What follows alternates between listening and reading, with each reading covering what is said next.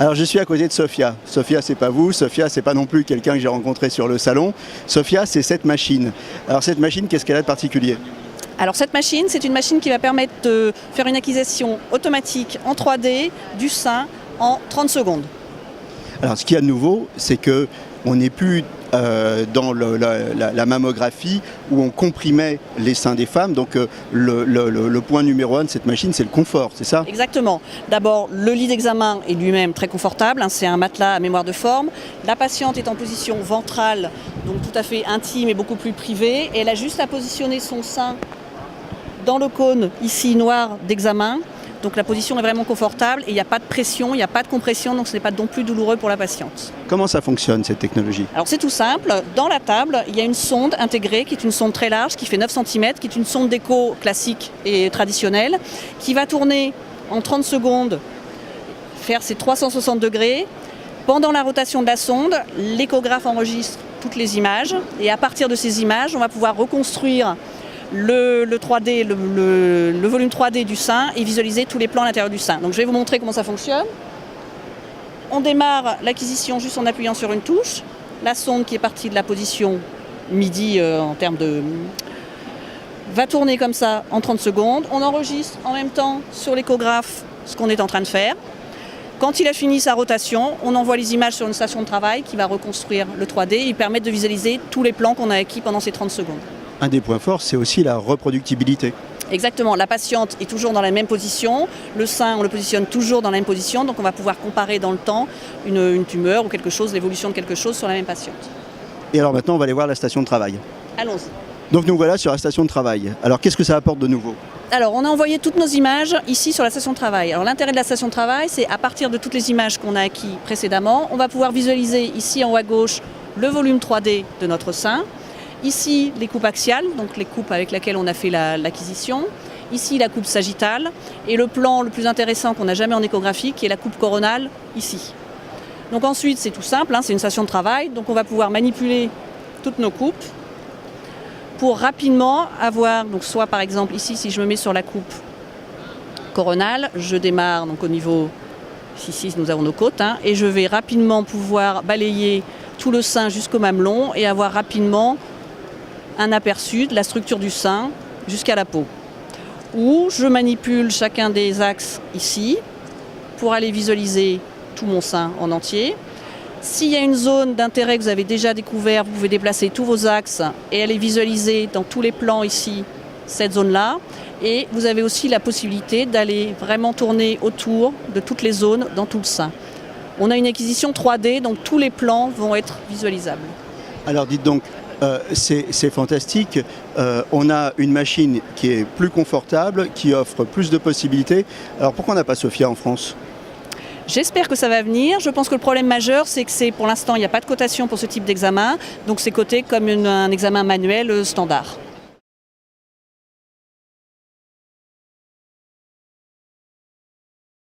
So I'm here with Jeff. Jeff, you're CEO of TerraRecon, and we used to have those 2D images, and well, now I would say it's over. You know, we don't need that anymore because we got a 3D printing. So tell me about that.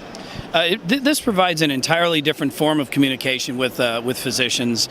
So the spatial orientation you get in 2D, very often a radiologist's mind sees things in different planes, right? They're reconstructing 2D images in 3D.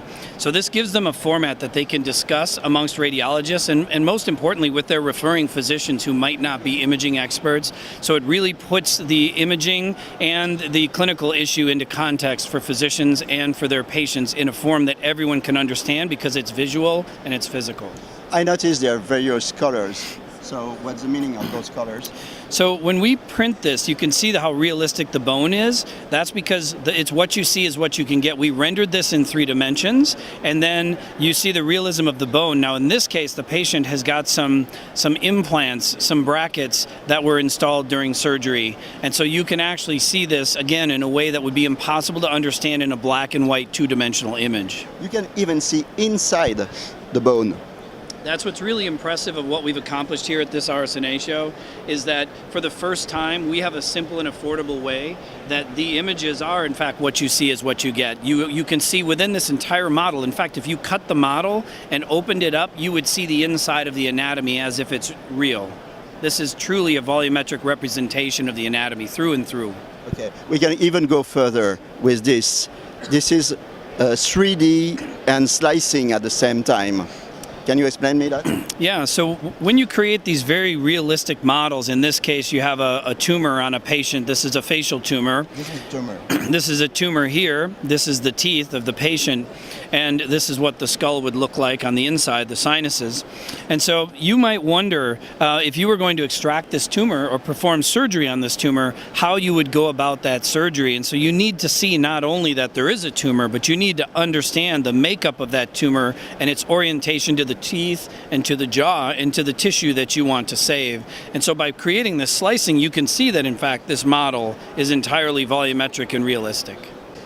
So, and we can even go further with this helmet. You know, with this helmet, I can actually go inside the images. You know, and say, for example, bigger, and it's going to enhance, huge.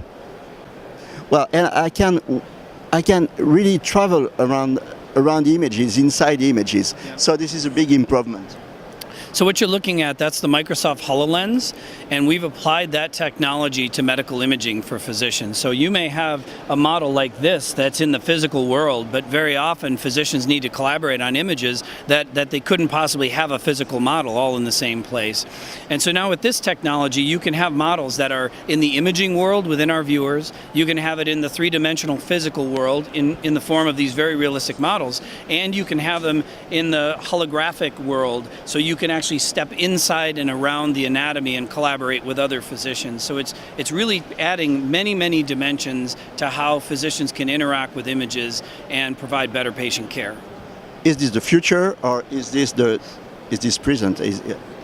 Is it just an interesting technology? I think it's absolutely the future. You know, at the show here, the challenge has been accessibility.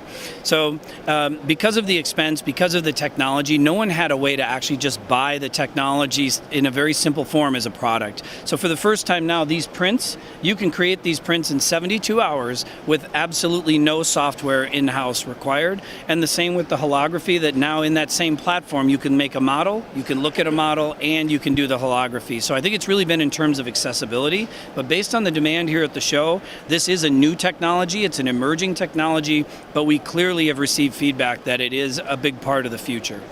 Thank you very much.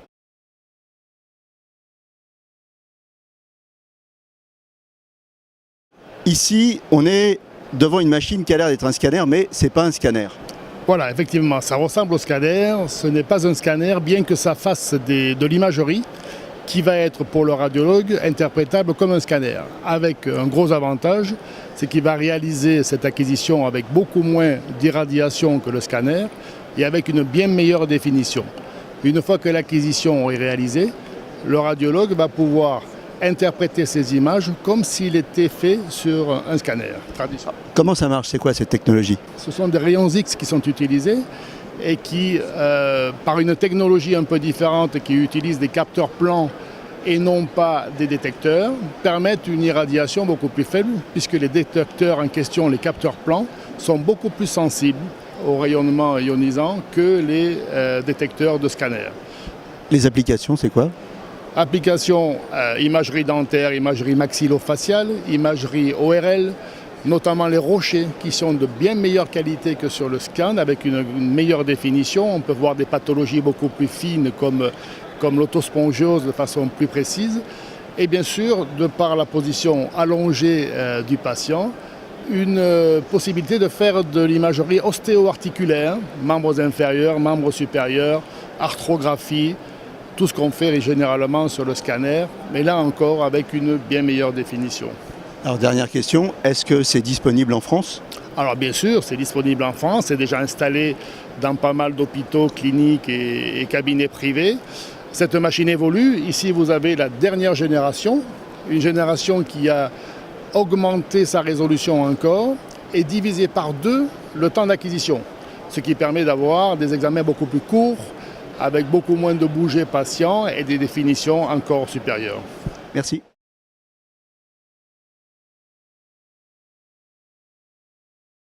Alors on est sur le stand McKesson avec Olivier Dubois. McKesson en France C'est Mencare.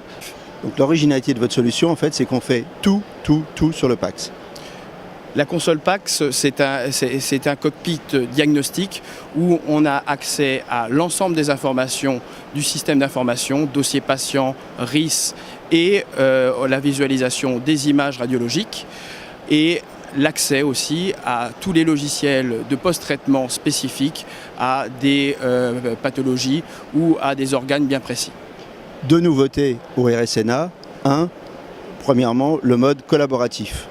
Donc, un radiologue sur sa console PACS est en capacité de converser avec un autre radiologue de façon à ce que lors de son interprétation, il puisse avoir accès aussi à une demande d'un collaborateur et pouvoir converser et visualiser sa demande en direct sur sa console sans perturber effectivement son interprétation et sa vacation.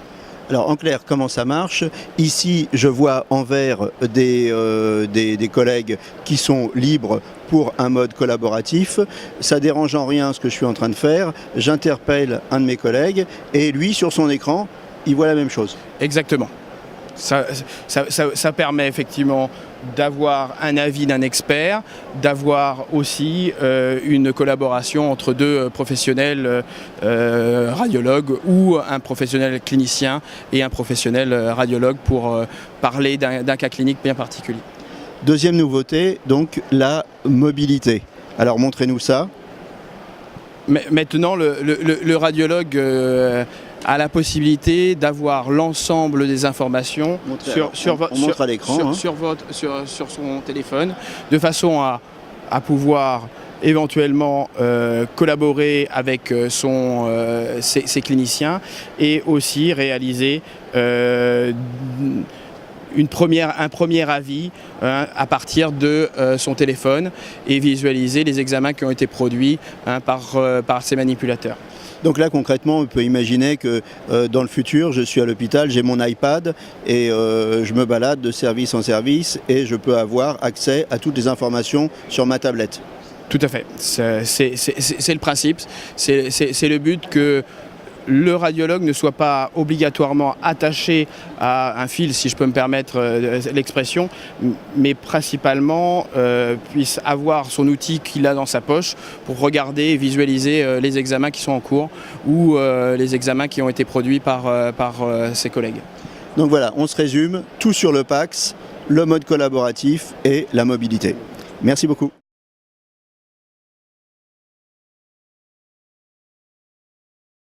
Alors MammoRisc, c'est un système d'évaluation du risque de cancer du sein. Comment ça fonctionne? Exactement, c'est un système qui comporte deux modules. Un premier module qui permet d'évaluer la densité mammaire et un deuxième module qui permet d'évaluer le risque à 5 ans. Le tout ayant été développé avec Gustave Roussy. On est une société issue de ce centre de lutte contre le cancer. Donc au niveau de la méthode, pour évaluer la densité mammaire, on utilise une base de données d'images qui a été cotée par un consensus de radiologues. Et quand une nouvelle image arrive, on va chercher ses voisines au sein de cette base de données d'images pour en déduire la densité. Alors c'est le système donc, du voisin le plus proche, hein, c'est ça. Donc vous avez une base de données d'images. On prend la mammo et on compare et c'est une aide à l'évaluation du risque. Exactement, donc ici un exemple, le mammogramme est arrivé avec donc les deux seins de vue. On va chercher dans notre base de données les images la plus proches. Là on tire donc 12 images qui ont, comme je l'ai dit précédemment, été cotées par un consensus de radiologues. On fait un calcul qui est la médiane de la densité et on obtient une catégorie qui va pouvoir être intégrée dans le score de risque. Alors derrière, comment on évalue justement ce score de risque et quelles conclusions on en tire? Alors donc le risque, la méthode utilise également la méthode de data mining des voisins les plus proches. On a développé cette méthode et validé cette méthode sur une population d'1 million de femmes du dépistage américain. Puis on l'a validé également sur une population du dépistage français de 300 000 femmes. Donc je vous montre ici. Voici les facteurs de risque qui sont pris en compte pour calculer le risque de la femme à 5 ans. C'est les facteurs de risque les plus relevants et qui apportent la meilleure performance. Vous pouvez rajouter d'autres facteurs de risque, mais vous ne montrez pas la performance du score. L'idée étant d'avoir une méthode qui soit facilement implémentable dans la pratique du radiologue. Voilà, il y a un nombre de facteurs limité, mais qui permet d'avoir une bonne performance. Alors, ici, on a les coupes du risque. Et par contre, je vois qu'on est aux États-Unis. Ici, on a le facteur racial, bien sûr, qui est interdit en France. Exactement. Donc ce facteur apporte un effet sur la performance. Malheureusement, il peut pas. Effectivement, c'est un facteur qu'on peut pas mesurer en France. Et de tout ça, donc, on va tirer un protocole de visite. Exactement. Donc on donne un risque que le médecin va voir qui ne sera pas forcément donné à la patiente, puisqu'on a fait quelques études et voilà, c'est pas forcément parlant. Par contre, de ce risque, on tire une catégorie. Donc on a des catégories limitées qui correspondent au risque moyen de la femme, une catégorie intermédiaire, élevée et très élevée. Et suivant cette catégorie, on va pouvoir proposer tel ou tel dépistage. Sachant qu'ici, on est dans une catégorie élevée, donc on pourrait proposer une mammographie tous les ans à partir de 40 ans. Et si la femme a l'ascendance, ce qui n'est pas le cas ici, si la femme a l'ascendance, une échographie. C'est un outil en fait qui va aider aussi le généraliste à suivre sa patiente, c'est ça? Exactement. Donc notre première cible du fait de la mesure de la densité, ce sont les radiologues. Mais là, on démarre une étude clinique, l'étude Riviera, qui est promue par l'Institut Gustave Roussy, chez 10 radiologues, 10 gynécologues et 10 généralistes, pour voir la faisabilité de l'utilisation de ce logiciel, le ressenti de la patiente et comment cela peut aider au dépistage du cancer du sein. Merci.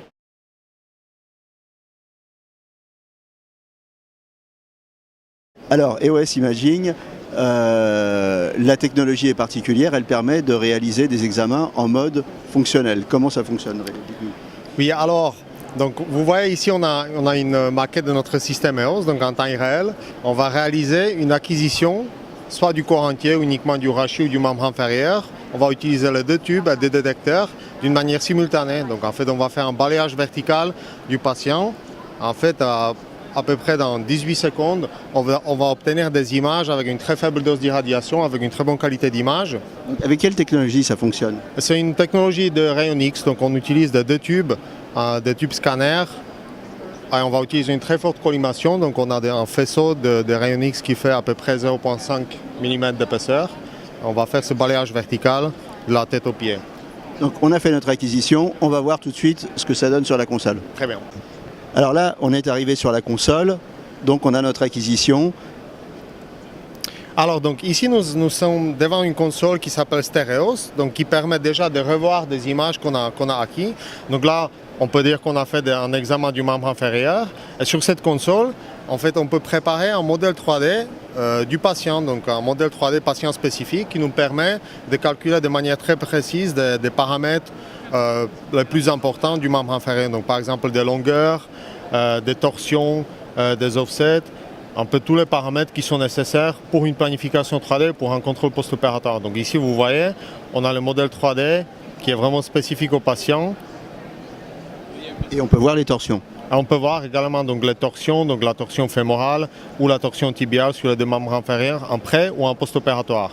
Donc c'est ce qu'on peut faire, vraiment ce qu'on fait à l'intérieur de l'hôpital. Après ce modèle 3D, on peut l'utiliser également pour la planification chirurgicale. Donc on peut l'envoyer avec les images à l'extérieur de l'hôpital. On va l'intégrer donc, sur un serveur qui peut être accédé par le chirurgien afin de faire la planification.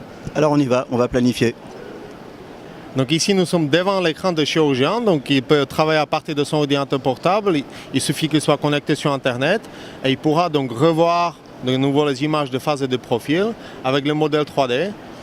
Donc ce logiciel qui s'appelle IPEOS donc, contient également une base de données des implants Donc il va pouvoir choisir l'implant adapté, hein, on Tout est à bien fait. d'accord là. Donc il peut utiliser et choisir l'implant adapté, vraiment choisir la bonne taille de l'implant et s'assurer qu'il restaure proprement donc l'anatomie de la hanche. Donc il peut voir de combien raccourcir, rallonge ou modifier la torsion de la hanche du patient.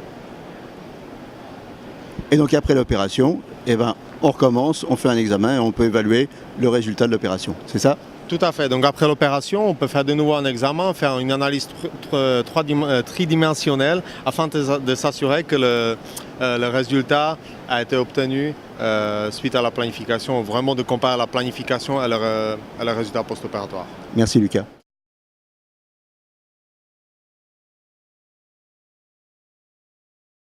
Bon, alors cette machine, ça nous permet de faire des examens en charge. Voilà, c'est une machine qui va permettre de réaliser des acquisitions 3D de membres inférieurs en charge en partant des chevilles jusqu'aux genoux pour pouvoir analyser l'imagerie avec la charge naturelle du patient sur les articulations. L'avantage d'avoir de la charge naturelle, qu'est-ce que c'est? C'est de pouvoir visualiser l'articulation comme elle est avec la charge, c'est-à-dire avec les interlignes osseuses sur Voilà, parce que d'habitude, en examen, on est en position allongée, donc effectivement, l'interligne osseuse n'est pas compressée. Exactement, donc on ne réalise pas la même imagerie avec personne allongée et personne debout. Voilà. Merci.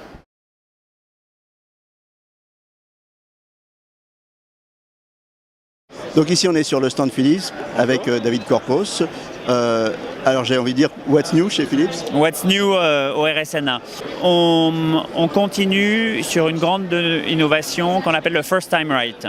Donc First Time Right, dans le domaine de l'IRM, c'est assurer une acquisition, la bonne acquisition de la première fois, qui permet d'obtenir une expérience patient optimale, d'une part, et surtout d'éviter de nouvelles acquisitions, de perdre du temps. Donc c'est vraiment aussi un outil d'efficacité, d'efficience pour les radiologues, pour les manipulateurs.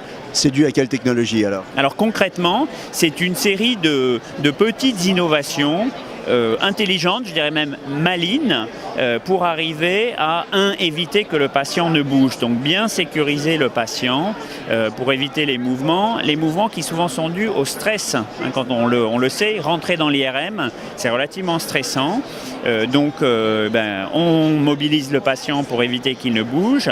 Ensuite, on diffuse un film au sein même du tunnel, donc avec toute une série d'ambiances sonores, avec des casques anti-bruit, des ambiances sonores. Donc pendant que je suis dans mon IRM, je vois un film qui passe comme ça et ça me relaxe, c'est ça? Exactement. Et quand vous êtes relaxé, eh bien vous ne bougez plus et vous suivez les instructions et on vous demande de rentrer en apnée et vous le faites. Et on vous dit qu'il vous reste 20 secondes à tenir. Eh bien voilà, on vous guide, hein, donc il y a une voix, un message audio, il y a une ambiance sonore, il y a une luminosité dans la salle qui permettent de rentrer dans une expérience un peu plus apaisante que le stress qu'on peut avoir. Et pour vous derrière, pour la communauté médicale, pour les radiologues, c'est du temps gagné. Parce que dès la première prise, First Time Right, on obtient des belles images.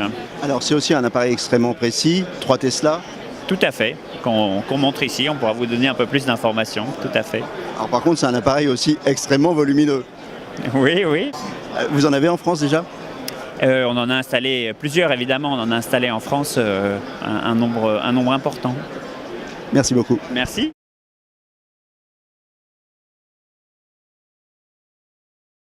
Alors Jean-Philippe Masson, vous êtes le président de la FNMR. Quoi de neuf au RSNA cette année? Beaucoup de choses. Bien entendu, une grande partie est axée sur l'IRM, les grosses machines IRM 3 Tesla. Qui commence à arriver très lentement en France parce qu'on est toujours en retard en France. De toute façon, c'est très amusant de voir que les États-Unis ont toujours 15 ans d'avance sur nous. Donc on sait que la tendance qui arrive aux États-Unis, dans 15 ans, elle arrivera en France. C'est vrai sur la machine, c'est vrai sur la relation avec le patient. Les États-Unis ont été pendant très longtemps des gens qui ne voyaient pas les patients, travaillaient plutôt enfermés dans les bunkers d'interprétation. Et maintenant, le RSNA, je ne parle pas du Congrès, je parle de la Société radiologique nord-américaine, revient vers le patient et remet le patient au centre de la démarche Oui, j'ai vu qu'il y avait beaucoup de choses qui étaient faites en direction de la pédagogie en fait du patient, expliquer aux patients. Par exemple, les imprimantes 3D, ça sert aux chirurgiens, mais ça sert aussi à expliquer aux patients ce qui va se passer. Oui, c'est ça. C'est-à-dire qu'il y a des nouveaux logiciels qui arrivent maintenant, qui, à partir d'une reconstruction tridimensionnelle qui est faite lors de l'acquisition, soit scanner, soit IRM, permettent de créer, de modéliser la zone pathologique du patient pour lui expliquer qu'est-ce qu'on va lui faire. Et ça sert aussi pour les chirurgiens, pour les thérapeutes, de façon à aller plus pour les chirurgiens, surtout notamment orthopédistes, quand il y a une fracture d'une tête fémorale ou d'une prothèse de hanche, par exemple, le chirurgien pourra aller directement pour mieux traiter. Alors, vous disiez, on est en retard. Qu'est-ce qui nous manque ? C'est les radiologues qui ne sont pas assez aventureux, on n'a pas assez d'argent, c'est le politique qui bloque. Qu'est-ce qui manque ? Alors, c'est un mix de tout ça. Aventureux, non, parce que les radiologues français, pour moi, c'est les meilleurs radiologues du monde. Il n'y a qu'à voir les conférences qui sont données par les communications qui sont données par les radiologues français. C'est un très haut niveau scientifique, en dépit du peu de matériel dont on dispose. Vous le savez, on est dans les derniers en Europe en termes de nombre de machines installées, imagerie en coupe, scanner et surtout IRM. Alors, on va vous dire, plus il y a de machines, plus on va dépenser d'argent. C'est vrai, plus il y a de machines, plus on va dépenser d'argent. Il faut savoir si on veut soigner les gens ou pas. Si les politiques n'ont pas le courage de dire on ne peut plus soigner les gens, c'est un problème. Et il faudra un jour qu'ils acceptent de le dire. Mais est-ce que finalement, ces équipements, ça ne fait pas aussi économiser de l'argent ? Je veux dire, quand on fait du dépistage, c'est des gens qu'on ne soignera pas derrière. Si, le dépistage, effectivement, permet... Alors, on va les soigner, les gens, mais on va les soigner d'une façon plus précoce, donc avec des durées d'hospitalisation moins longues, des traitements plus courts, moins coûteux. Donc, en ça fait gagner de l'argent. La radiologie interventionnelle, c'est quelque chose qui coûte beaucoup moins cher que la chirurgie pour le même acte, mais à ciel ouvert. Bon, et pourtant, on a beau expliquer ça à la Caisse d'assurance maladie, on n'a pas de réponse, on n'a pas d'écho, parce que la Caisse d'assurance maladie dit oui, très bien, vous allez faire de la radiologie interventionnelle, mais ça va encore augmenter vos dépenses de radiologie. Et quand on leur dit oui, mais c'est des économies... En fait, c'est le problème des enveloppes séparées. Exactement, c'est des enveloppes séparées. Et en France, les politiques, la Caisse, ne connaît pas la fongibilité des enveloppes quand ça l'arrange. Quand ça l'arrange, bien entendu. Et pour la radiologie, ça ne l'arrange pas. Ils préfèrent taper sur la radiologie. Et donc, ça explique la situation dans laquelle on est actuellement. Alors, en conclusion, image 3D, intelligence artificielle, radiologie interventionnelle, le radiologue du futur, mais du futur proche, dans 5 ans, dans 10 ans, il va ressembler à quoi ? Alors, il va ressembler à ce qu'il est déjà actuellement. Il sera aidé par un certain nombre d'outils très performants, c'est le big data, c'est clair. Et il sera aidé par des machines qui vont plus loin, avec des séquences d'acquisition qui vont permettre de rentrer dans le côté fonctionnel de l'être humain. Le problème, c'est que est-ce qu'on pourra, nous, en France, se le payer ? Actuellement, non. C'est clair, on ne peut plus se payer ces machines-là.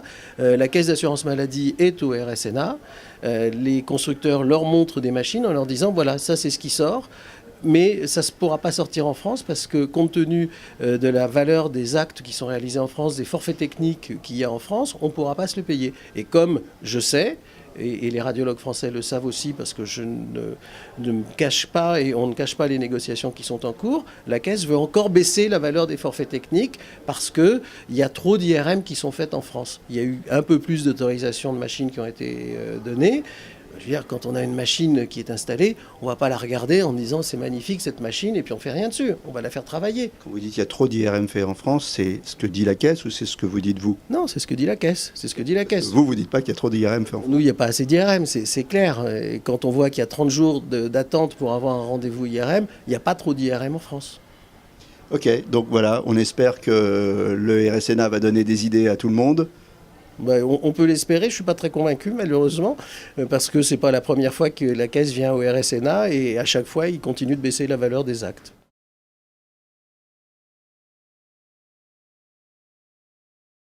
Okay, I'm with David and we are here to present a brand new technology. This is an American technology, this is built in America. And what's new with this? Well, this is the first breast CT device that has been approved in many countries around the world, and this breast device eliminates compression. It allows for 360-degree isotropic imaging, giving radiologists an opportunity to evaluate breast tissue the way they currently evaluate tissue by way of CT scanning. Okay, so we're going to go through all this. First, you said it's all over the world. I mean, this is FDA approved, this is CE approved. Yeah, FDA approved, CE mark, Australia regulatory, Chinese regulatory, Canadian regulatory is all in place. So, second, you said no compression. How does it work? The woman actually lays down in a prone position. Her breast is positioned through the opening, yes? The X-ray tube and the detector rotate around the breast 360 degrees, capturing images along the way. Those images are then processed into a 3D format and able to be viewed and co-registered in multiple planes, as well as in 3D reformation. Okay, we're going to go to the screen and check those 3D images. Okay, so tell me about those 3D images. So this is a CT image of the breast. We're looking at the breast in multiple planes, and you can see the same area of interest on each of these planes. When we move to a 3D reformatted image, we will rotate through the image. We will be able to identify the areas of interest and where they are located within the breast tissue. So we've been talking about no compression, 3D images, and another bullet point is the low dose. Correct. We're using mammography X-ray tubes and mammography detectors, which help us keep the dose at a very low level, but still allowing the high resolution required for breast imaging. And the last word that I personally don't understand, isotropic, what's that? Isotropic imaging is a volumetric acquisition that allows physicians to look at that volume of data equally from any angle. Do you have a lot of machine working right now? Our approval was provided to Corning over the last 12 to 18 months, and the systems that are installed currently throughout the globe are all systems that have been used to help us with our data collection. Our commercialization efforts have just begun as of this year. Thank you very much.